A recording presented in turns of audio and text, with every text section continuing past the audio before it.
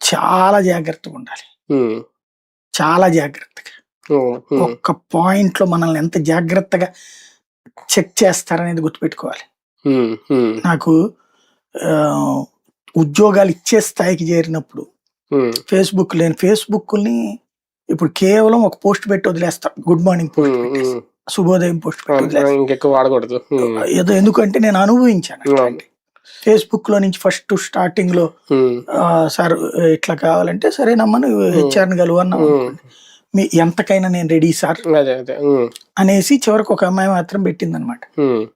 మీ గురించి నేను వేరేగా అనుకున్నాను, మీరు నేను అంటే నేను రూల్ ప్రకారం మీరు కష్టపడండి, సంపాదించుకోండి ఉద్యోగం, ఇక్కడ ఏ రికమెండేషన్లు పనిచేయవు మా మేనేజ్మెంట్ దగ్గర, అలాగే మీ ప్రతిభని బట్టి ఉద్యోగం వస్తుంది, జీతం కూడా నేను రికమెండేషన్ ఉండదు, మా చేతుల్లో ఉండదు, వాళ్ళు ఇచ్చే స్కేల్ ప్రకారమే ఉంటది అన్న తర్వాత ఏమైనా నేను రెడీ అండి అంటే అట్లాంటిది ఏం వద్దమ్మా అన్నాక మీ గురించి విన్న దాని ప్రకారం చూస్తే కంప్లీట్ డిఫరెన్స్ అండి ఇది. ఆ తర్వాత ట్రాప్లు అనేకం జరిగింది. ట్రాప్లు ఎప్పుడు కూడా నేను అందుకనే మాక్సిమం జాగ్రత్త పడుతుంటా.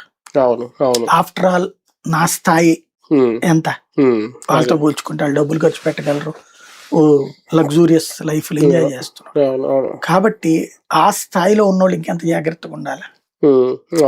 క్రెడిట్ చోరీ అనే ఒక పదం చంద్రబాబు